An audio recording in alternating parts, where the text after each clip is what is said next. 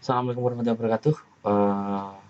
Pada video konfigurasi kali ini saya akan menjelaskan tentang uji kompetensi kejuruan, di mana lebih berfokus kepada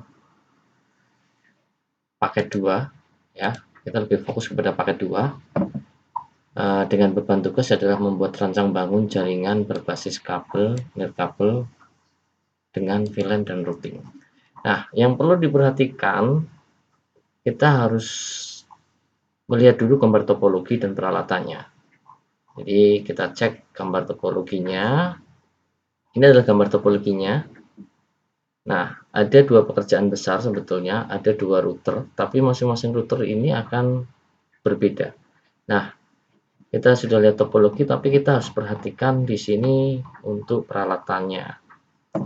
Nah, ada perbedaan dari gambar topologi, di mana untuk gambar topologi di sini, kalau kita pahami tentang peralatan yang digunakan, itu adalah menggunakan dua router board, di mana masing-masing router board itu berbeda fungsi. Ya. Di sini ada WiFi router board dan router board. Seriesnya sama atau setara. Nah, tapi kalau kita cermati gambar topologi di sini, di gambar topologi router board kedua ini berubah menjadi gambar peralatan switch. Jadi prinsip dasarnya kalau kita lihat dari peralatan yang digunakan dan gambar topologi di sini bisa dimungkinkan bahwa router kedua itu akan dirubah fungsinya menjadi switch, di mana nanti dia akan mengadopsi teknologi VLAN. Nah, VLAN yang ada di dalam router kedua ini lebih cenderung kepada VLAN trunk dan juga VLAN akses. Tuh. Nah, untuk terjemahan gambar sebetulnya yang lebih tepatnya ini. Jadi di sini ada dua router, di mana masing-masing router itu memiliki fungsi yang berbeda. Jadi router pertama nanti ada beberapa job yang harus dikerjakan. Yang pertama, di router pertama itu nanti kita harus mengkonfig VLAN di Ether 2, di mana nanti VLAN ini meliputi dua ID, VLAN ID 10 sebagai dengan nama siswa dan VLAN ID 20 dengan nama guru. Setelah itu di Ether 1 dari router pertama itu juga mengadopsi teknologi gateway internet. Nah, config untuk Ether 2 kita sudah displaykan seperti ini. Di sini sudah tertera alamat IP. Setelah itu kita harus mengkonfigurasi juga WLAN, ya, wireless LAN. Di mana wireless LAN ini juga mengadopsi teknologi hotspot. Nah, di sini ada ketentuan, di mana langkah kerjanya WiFi router berfungsi sebagai gateway internet, hotspot, DHCP server, dan bandwidth limiter. Kemudian internet tersebut di-share ke klien melalui jalur kabel non-hotspot dan juga wireless hotspot. Jadi, fungsi dari WLAN ini adalah infrastruktur hotspot. Nah, config itu di sini ada portal login di mana sudah saya spesifikkan menjadi smkcokro.1.id. Sedangkan untuk di sini juga ada penugasan merubah halaman login default dari MikroTik router port, WiFi MikroTik router port menjadi minimal menjadi nama selamat datang di hotspot SMK Triple X. Nah, di situ juga harus mengadopsi 3 user, di mana 3 user itu adalah kepala sekolah, guru, siswa, dengan menggunakan password login masing-masing, termasuk Anda juga harus membuat yang namanya user untuk admin, yang nanti digunakan untuk mengkonfigurasi. Nah, di router pertama juga harus mengadopsi teknologi bandwidth limiter. Kita akan kembali ke atas, di sini sudah disebutkan bandwidth limiter. Ya. Nah, kalau kita lihat dari gambar topologi yang ada, maka untuk mengejar nilai lebih banyak sebetulnya ada di fokus kepada router pertama. Di sini karena pekerjaannya sangat banyak, termasuk VLAN. Nah, VLAN yang ada, kalau kita cermati di dalam penugasan, di sini ada VLAN 1 dan VLAN 2, di mana VLAN 1 dan 2 itu berada pada fisik dari router port pertama di Ether 2. Oke, di Ether 2. Nah, jadi posisi VLAN untuk menjadi sebuah VLAN port trunk atau trunking itu berada di Ether 2. Nah, sedangkan di router kedua, konfigurasi router VLAN-nya pada router port, ya, port 1 yang menjadi input dari router kedua yang berubah fungsi menjadi switch, itu merupakan port trunk. Sedangkan port 2 dan 3 terhubung dengan VLAN 1 atau bisa dikatakan VLAN ID 10, di mana VLAN ID 10 sama dengan siswa. Sedangkan port 4 itu terhubung ke VLAN 2. Nah, VLAN 2 ini adalah VLAN guru. Ya, VLAN ID-nya adalah 20. Nah, mode yang digunakan oleh VLAN dengan logika always strict. Nah, beban tugas yang lain di pengujian di sini sudah dijelaskan, ada konfigurasi routing statis menggunakan jaringan kabel, ya, pasang perangkat dengan desain topologi, lakukan pemasangan router board dan sebagainya, termasuk di pengujian sudah ada keterangan masing-masing. Nah, silakan Anda baca dan cermati serta pahami.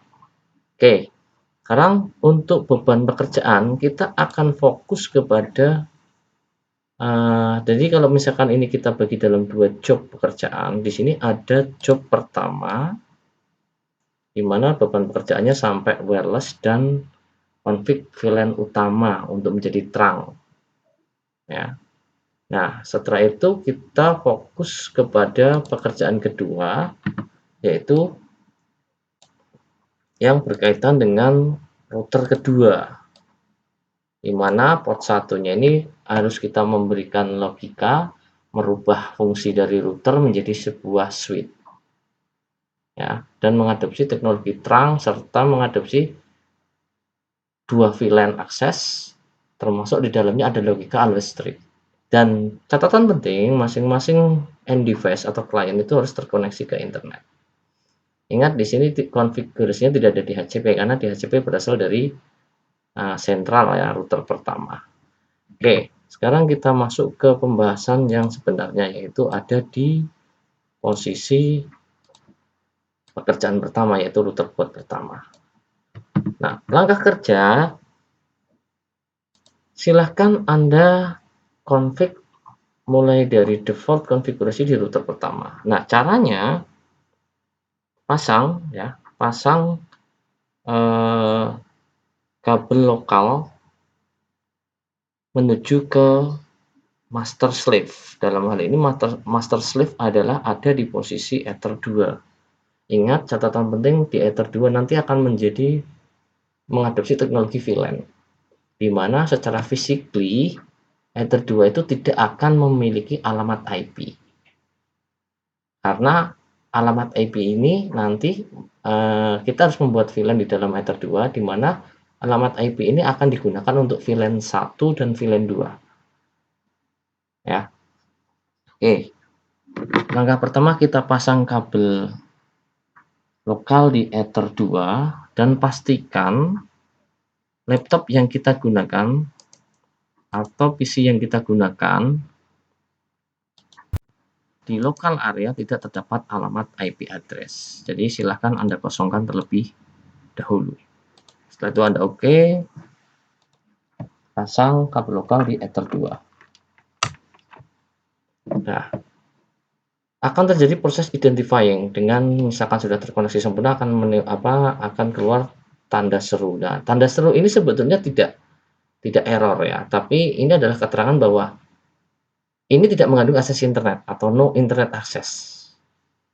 Nah, setelah ini terkoneksi, silakan buka Winbox dan pastikan router terbaca. Di mana di sini ada MAC address, IP address, identity, dan sebagainya.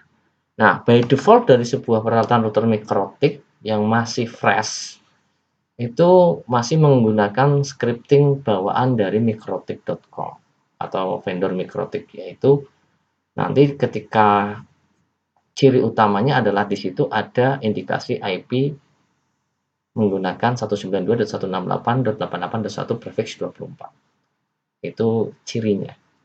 Oke. Setelah itu silahkan Anda ke MAC address, ya, dan pahami atau lihat di sini MAC address Anda sesuaikan.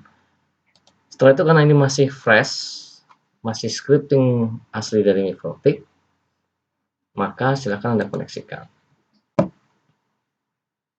Oke, nah kalau kita mereset dari awal ataupun router ini adalah baru, fresh, belum pernah digunakan, atau kita sudah terjadi proses reset configuration tanpa menghilangkan tanpa menghilangkan default scripting, maka akan keluar default scripting dari router host. Nah, ini silahkan di remove configuration terlebih dahulu. Oke, setelah remove, silahkan masuk ke bagian sistem. Anda cari menu reset configuration dan checklist bagian no default configuration. Nah, saya ulang dulu. Checklist no default configuration, setelah itu reset configuration. Yes. Nah, close inbox. Setelah itu nanti akan terjadi proses yang namanya putus koneksi antara laptop dengan router board. Waiting lagi, tunggu dulu sampai indikasi identifying selesai, atau silakan Anda boleh buka Winbox. Setelah itu mungkin sembari menunggu Anda boleh refresh sampai nanti indikator di sini akan keluar keterangan. Nah, untuk IP default ini akan menjadi kosong atau hilang, berubah menjadi 0.0.0.0. Nah, ini menandakan bahwa config default dari Mikrotik sudah kita remove dan tidak dibuatkan lagi. Jadi ketika terjadi putus koneksi, konfigurasi tadi sudah hilang dan berubah menjadi alamat IP 0.0.0.0. Nah, seperti ini. Nah, kita koneksikan ulang. Nah, yang perlu kita cek terlebih dahulu sebelum kita mengkonfig adalah kita cek interface-nya terlebih dahulu. Nah, pastikan di sini interface-nya di Ether 2 running. Sedangkan untuk Ether 1, 3, 4 dan WLAN itu, sedangkan WLAN ini disable. Default awalnya ketika ada config dari Mikrotik dia enable, terbridge semua. Nah, tapi ketika kita sudah menghapus konfigurasi default Mikrotik, maka ini menjadi disable. Oke. Nah, yang perlu Anda cek terlebih dahulu adalah Anda harus mengganti identitas dari router boot Mikrotik Anda. Kenapa? Supaya ketika Anda menggunakan atau berlatih bersama temannya itu tidak terjadi proses salah config. Jadi yang saya maksudkan antara, karena nanti akan terhubung semua di jaringan, otomatis jangan sampai keliru mengkonfig router boot milik temannya. Nah, caranya Anda silahkan masuk ke sistem, setelah itu identity. Nah, di sini ganti menggunakan nama Anda masing-masing. Apply. Nah, di sini identitas Mikrotik sudah berubah. Kalau ini saya close dan saya buka Winbox lagi, maka di bagian identitas ini akan berubah menjadi nama Anda masing-masing. Koneksikan lagi. Oke. Setelah itu di bagian interface kita cek, klik menu bagian interface. Di sini pastikan running di Ether 2. Nah, ketika ini sudah running, maka kita pahami soal. Di soal pertama, di sini kita harus membuat config yang namanya gateway internet. Nah, config-nya di Ether 1 itu adalah sesuai dengan network yang diberikan oleh ISP di Ether 1. Berarti bisa dikatakan Ether 1 harus satu net ID dengan modem sebagai gateway.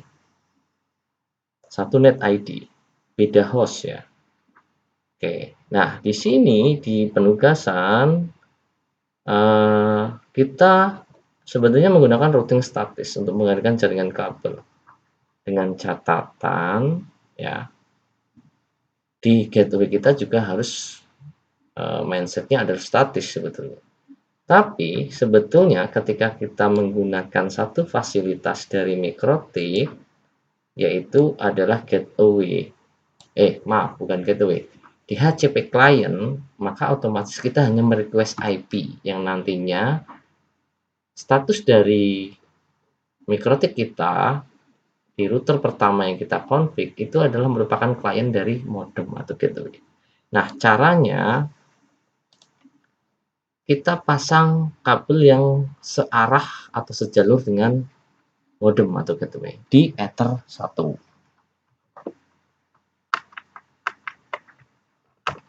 Dan perlu diingat, pastikan statusnya running. Nah, ingat, ini adalah fisik. Anda hanya bisa memberikan masukan, input, atau Anda ya, atau Anda hanya bisa mendisable. Nah, ini mendisable, otomatis saya akan terputus ya. Nah, ini kalau sudah terputus susah. Jadi tolong perhatikan hati-hati ketika Anda mendisable fisik ya, fisik dari yang namanya router board. Ketika yang di disable itu adalah config dari yang terhubung ke lokal dengan laptop, maka otomatis router akan terputus. Nah, ketika Anda ingin menangani hal ini, Anda bisa mengalihkan ke Ether yang lain. Nah, di sini saya coba pakai master gateway Ether 1. Nah, kita bisa mengenablekan lagi ulang. Nah, setelah itu kita bisa pasang lagi, lepas dan arahkan ke Ether 2 lagi supaya running. Ya. Maka otomatis juga akan tertutup, reconnect ulang. Setelah itu kita pasang kabel yang searah dengan modem di Ether 1. Nah, pastikan running di Ether 1. Nah, kalau di Ether 1 sudah running, nah, kita masuk ke menu satu fasilitas menu dari MikroTik, yaitu MikroTik akan kita jadikan klien, di mana nanti ketika kita merequest MikroTik klien, DHCP klien, maka kita akan diberikan alamat IP yang satu net ID dengan modem. Termasuk di dalamnya kita merequest DNS, kita merequest NTP, serta kita merequest yang namanya default route. Ya. Nah, caranya klik bagian IP, setelah itu arahkan ke DHCP client. Nah, setelah itu tekan tombol add, arahkan di bagian interface ini menjadi Ether 1. Pastikan usepeer DNS dan usepeer NTP terchecklist sempurna, termasuk di dalamnya ada add default route yes. Optionnya adalah yes. Dengan default route distance-nya adalah 0. Nah, kalau misalkan di sini terjadi default route distance-nya adalah 1, maka prinsip dasarnya selama dalam satu route yang sama mungkin akan terkoneksi. Nah, karena di sini default route distance-nya adalah 0, maka kita cukup tekan tombol apply, setelah itu oke. Nah, untuk mengetahui bahwa Ether 1 itu sudah terhubung sempurna dengan net ID atau satu jalur dengan modem, maka otomatis IP sudah didapatkan, termasuk prefix yang digunakan, dan di sini statusnya adalah bound. Nah, kalau ini sudah terjadi proses konektivitas dan kita sudah diberikan alamat IP, maka kita tinggal melakukan pengecekan. Caranya arahkan ke bagian menu IP address, IP, setelah itu address. Di sini Ether 1 sudah dikasih alamat IP, yaitu adalah 192.168.0.1 prefix 24. Sedangkan kita akan mengecek lagi, karena tadi kita menceklis DNS dan NTP serta default route, maka kita cek di bagian IP DNS, di mana kita juga sudah diberikan dynamic servernya. Nah, supaya klien nanti yang terhubung dengan MikroTik itu bisa merequest otomatis, maka kita tinggal mengaktifkan tombol checklist allow remote request yang ada di DNS settings. Setelah itu kita apply, kita oke. Balik lagi ke menu IP, setelah itu kita cari DNS, di sini sudah aktif. Oke, sekarang kita mengecek bagian root. Nah, di bagian root kita arahkan apakah default root-nya IP yang dikasih, DNS-nya sudah oke, IP-nya oke, default root-nya sama enggak, reachable enggak, terhubung enggak dengan Ether 1, maka kita harus cek dulu. Kita arahkan ke bagian menu IP, setelah itu roots. Nah, di sini ada keterangan DAS, DAC, di mana dynamic, ya kalau ini saya jelaskan menjadi dynamic, A aktif, S static, maka routingnya adalah static dengan destination address 0.0.0.0. Semua network yang ada akan didefaultkan dengan gateway 192.168.0.201 reachable Ether 1 distance 0. Nah, kalau ini saya terjemahkan, maka IP dari modem atau gateway-nya adalah 0.201 yang sudah terhubung ke Ether 1. Nah, sekarang kita balik ke bawahnya, di mana di sini keterangannya sudah berbeda.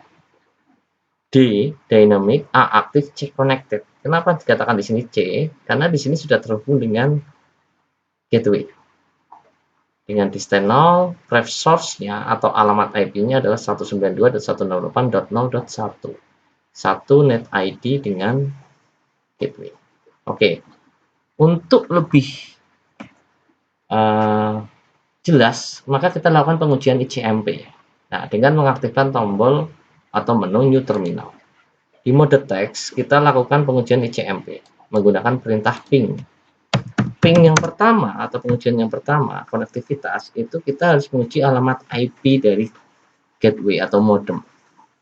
Di mana IP modemnya di sini di contoh ini adalah 192.168.0.201. Enter.